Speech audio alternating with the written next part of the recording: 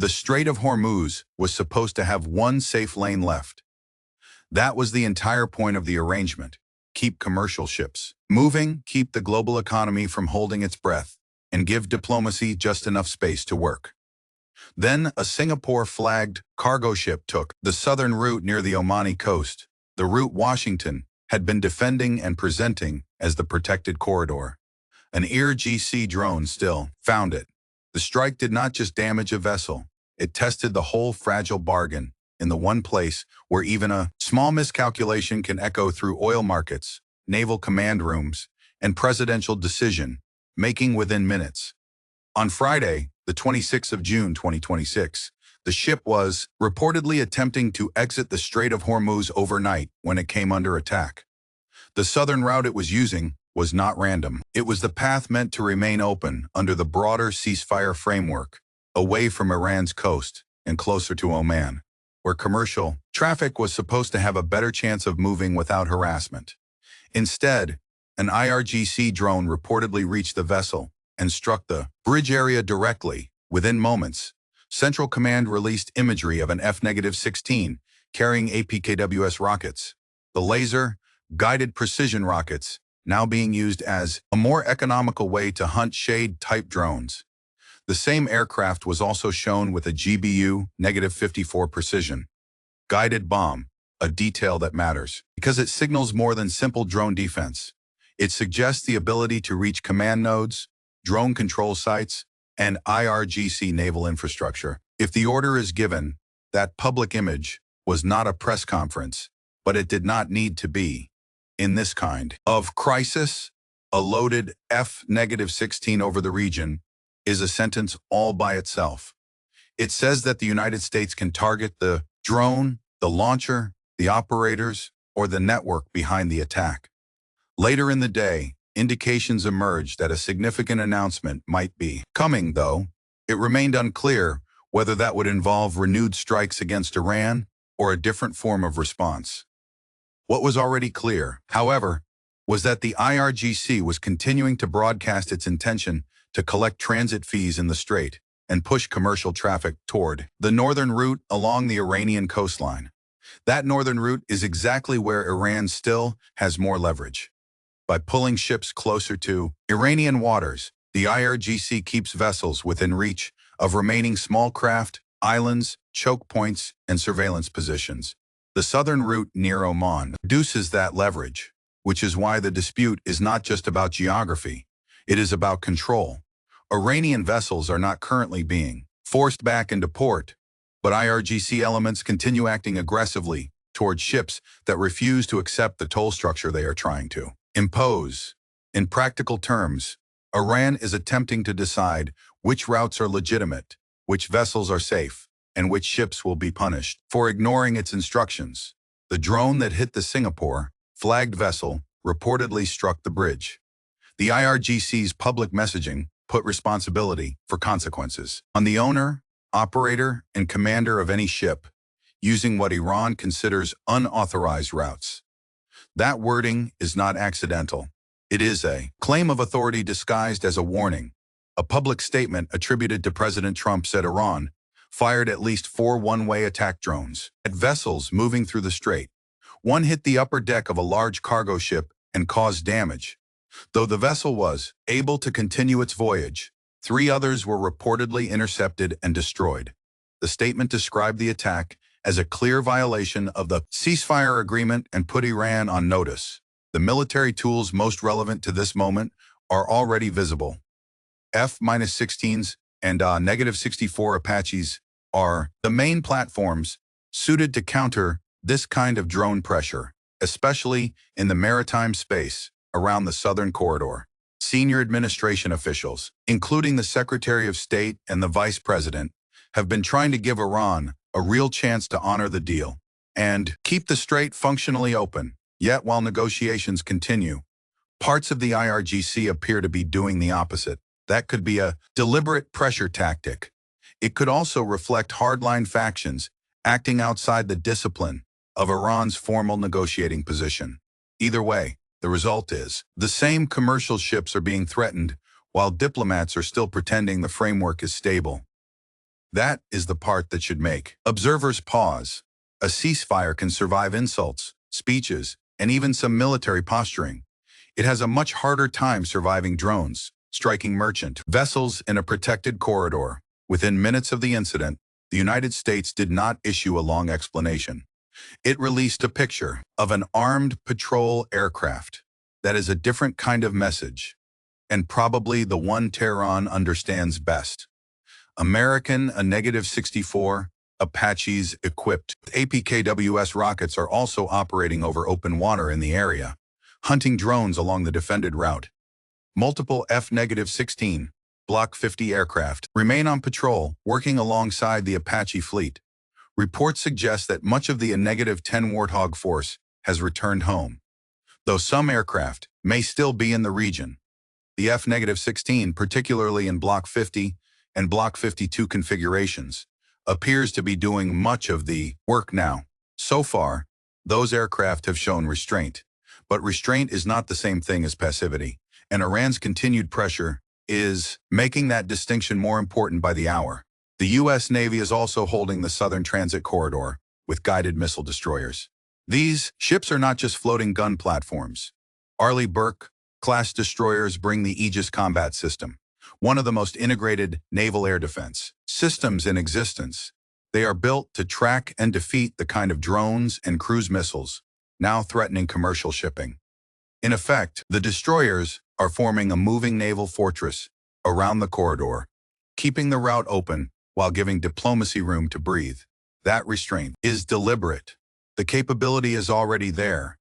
The question is how long Washington can keep it in reserve while vessels are being struck. It is worth asking why the United States has not simply resumed a broader campaign against Iran's remaining military infrastructure.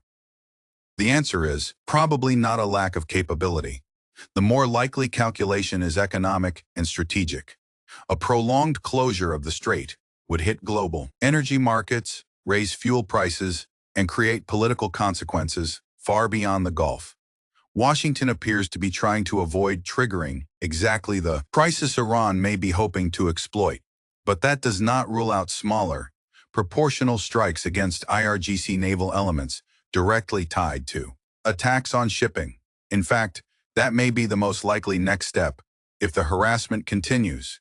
Keep the strait open commercially, but make the specific behavior expensive. There are also signs that Iran wants to frame the dispute as bigger than Hormuz alone. References to the Bab al-Mandab Strait at the southern entrance of the Red Sea suggest a broader doctrinal claim over maritime commerce around both ends of the Arabian Peninsula. That would mean Iran is not just contesting one corridor. It may be trying to build leverage over two of the world's most sensitive maritime arteries at once. If that is the logic, the attack near Oman becomes more than a local incident. It becomes a test case for a much larger pressure campaign. The sequence leading up to the strike matters, roughly 18 hours. Earlier, the IRGC issued a direct warning to commercial shipping operators, saying vessels must coordinate with Iranian naval authorities and use only the designated northern route.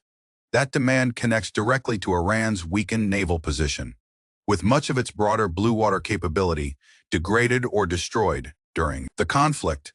Iran's remaining fast attack craft have a harder time reaching ships that stay near the Omani side. Forcing traffic north gives those smaller assets a practical role again. It puts merchant ships back within the range of intimidation. Despite the warning, the American-approved southern corridor had continued to see heavy use. Reports suggested that well over 100 vessels had moved safely along that route over the previous week. That record mattered because it showed the corridor was working. Then the IRGC located and struck one vessel several miles off the Omani coast. UK Maritime Trade Operations confirmed the strike. The International Maritime Organization, which had reportedly been coordinating evacuation operations for previously stranded vessels, halted those operations after the incident. That raised fears that thousands of mariners could remain stuck in the broader Gulf region. If the risk level keeps rising, the timing was especially sharp. Iran's foreign minister was reportedly in direct discussions with Oman's foreign minister around the same moment. discussing the future administration of the strait. While diplomats talked about management and process, a drone hit a commercial ship, using the very route at the heart of the dispute. That contrast is hard to ignore. It makes the attack look less like confusion and more like a signal from a faction that wants any future arrangement to account for IRGC power on the water. Central Command's response was immediate but measured.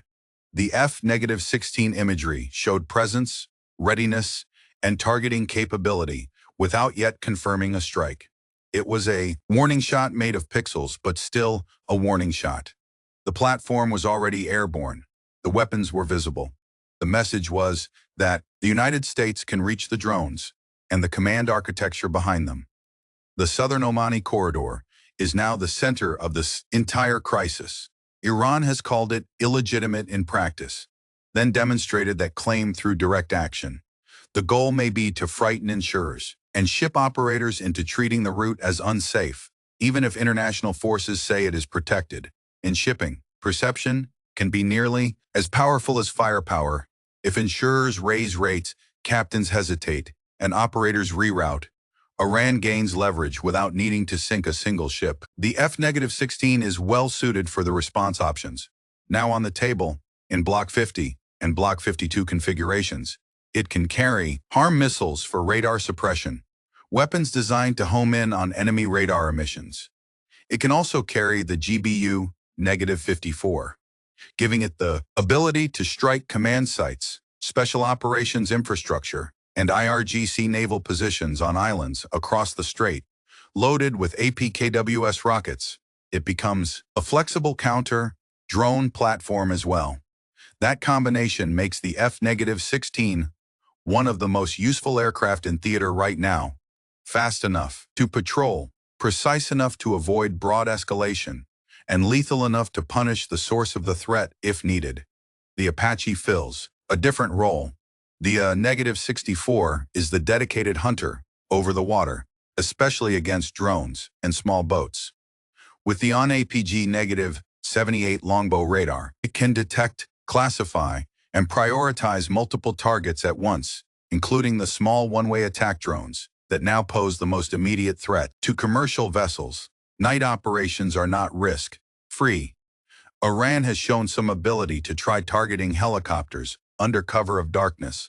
Still, the Apache's sensor package and weapons load make it a serious threat to Iran's remaining fast attack craft. The Hellfire missile remains highly effective against small naval targets. If a meaningful number of Apaches were deployed together, each one capable of engaging multiple fast boats with guided weapons, Iran's remaining swarm boat capability could be reduced very quickly in a sustained fight. That does not mean such an engagement is inevitable. It means the IRGC knows the math, and the math is not in its favor if harassment turns into open combat. There is also a less visible counter-drone layer in play, ground or ship-based launch systems, firing APKWS laser-guided rockets, using radar and electro-optical infrared targeting. The cost difference matters.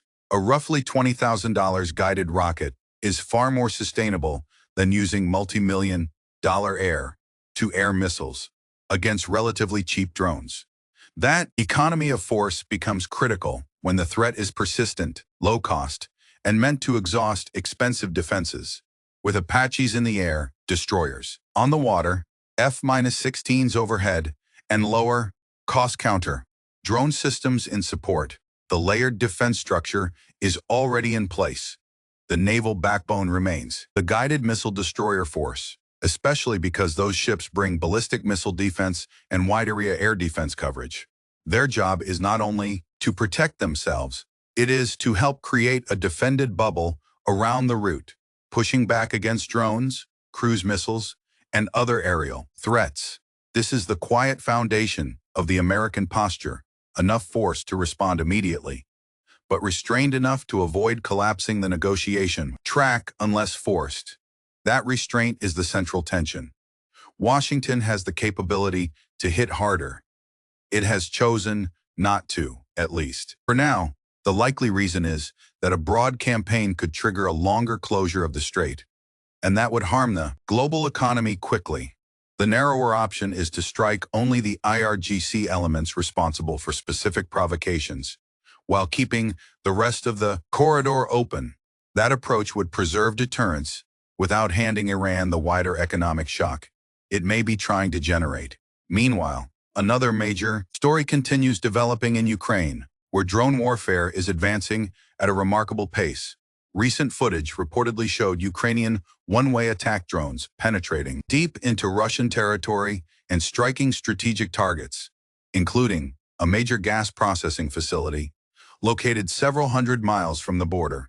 Other reports pointed to attacks on Russian production infrastructure. Russia reportedly intercepted several hundred Ukrainian drones in a single recent night, which shows the scale of the exchange. Ukraine appears to be sustaining a wider strike campaign designed either to gain strategic advantage or pressure Moscow back toward negotiation. The connection to Hormuz is not direct, but the pattern is impossible to miss. Cheap drones are now shaping the choices of major powers in ways that expensive platforms alone cannot solve. Back in the Gulf, Iran's choice of target was almost certainly not accidental. The attack appears tied to a broader attempt to establish what Tehran wants to describe as a new administrative authority over the Strait of Hormuz. That authority would not only be negotiated with the United States, it would involve Oman as well, because the southern route depends heavily on Omani geography and legitimacy.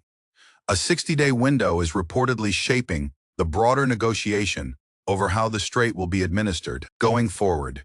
During that window, Iran seems determined to show it still has power, even after losses to its naval forces. The hardline logic is blunt.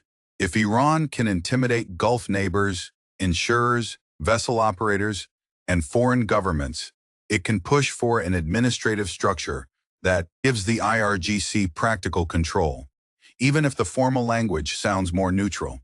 There should be little illusion about what such a structure would mean. It would likely function as an extension of IRGC authority, wrapped in bureaucratic language. Iran's deeper position appears to be that the Omani southern route was never something its naval command truly accepted as legitimate. Historically, Tehran has treated that route as something to resist, not accommodate. What we are seeing now is an escalation of that resistance. Rather than merely objecting to the route, the IRGC is trying to make the route feel unsafe. That is the operational goal: damage confidence. If shipowners doubt the corridor becomes less useful, even if the U.S. Navy remains present. For that reason, American forces may eventually need to take a more decisive role in securing and reopening the route in a way that removes ambiguity. A protected route cannot survive as a theory. It has to be experienced as safe by the people actually sending ships through it. There is a financial motive as well. Analysts have estimated that Iran could potentially generate tens of billions of dollars each year if it controlled strait administration and associated fees. That kind of money explains why hardline IRGC elements may be reluctant to let go of the issue, even with the risk of renewed American strikes. A toll system would not just be symbolic. It would be a revenue stream, a pressure tool, and a political trophy. That is why this dispute is so difficult to diffuse. The incentive to provoke is not just ideological, it is also practical. What happens next depends on whether this strike is treated as an isolated provocation or the start of a broader pattern. If it is isolated, Washington may answer with a measured response against the specific unit or infrastructure involved. If harassment continues, the pressure for a larger response will grow. The pattern of this conflict has already been established. Moments of diplomatic progress are repeatedly interrupted by unilateral actions from Iran's security apparatus. As long as the incentives driving IRGC behavior remain unaddressed, the friction in the strait is unlikely to disappear. The American response capability is already in theater and substantial. F-16s carrying APKWS rockets can intercept drones, while GBU-54 precision munitions can be used against command infrastructure. A -64 Apaches with longbow radar and Hellfire missiles are optimized for fast attack boats and low-altitude threats over the water. Guided missile destroyers with Aegis provide layered air defense across the route. Ship-based or ground-based APKWS launch systems offer a cheaper way to handle repeated drone attacks together. These platforms create a response ladder from interception to targeted strike without requiring immediate full-scale escalation. That ladder is important because this crisis is not only military, it is political, economic, and diplomatic at the same time. The United States is trying to keep the corridor open without turning the entire Gulf into a larger battlefield. Iran's hardline factions appear to be testing how much disruption the diplomatic framework can absorb before it breaks. The danger is that both sides may think they are controlling the pressure, right up until one strike, one death, or one disabled vessel forces a response neither side can easily walk back. The civilian negotiating track still matters. Iran has strong reasons to pursue sanctions relief, resumed oil exports, and broader economic breathing room. But the IRGC has its own institutional incentives, especially if a future Strait Authority could produce money, control, and prestige. Those incentives may not align. That is why the next several days are so dangerous. The question is not simply whether Iran wants a deal. The question is whether every armed faction with the ability to spoil that deal is willing to let it survive. For now, the strongest signal is the one already visible over the water, F-16s overhead, Apaches hunting low, destroyers holding the lane, and commercial shipping, trying to decide whether the protected corridor is still truly protected. The attack on the Singapore-flagged ship did not close the Strait of Hormuz, but it did expose the weak seam in the current arrangement. A ceasefire can say the lane is open. A navy can defend it. Diplomats can negotiate its future. Yet if the IRGC can still strike a bridge and make insurers, captains, and governments hesitate, then the contest is far from settled. The next 48 hours will likely determine whether this becomes a contained incident or the opening move in a wider confrontation. A targeted American strike against the responsible IRGC elements remains plausible. So does a continued attempt to absorb the provocation and preserve the diplomatic framework. But the longer Iran tests the corridor, the harder restraint becomes to justify. In a narrow body of water where one drone can shake global confidence, the question is no longer whether the United States has the tools to respond. It clearly does. The question is whether Iran's hardliners believe they can keep pushing without finally forcing those tools to be used.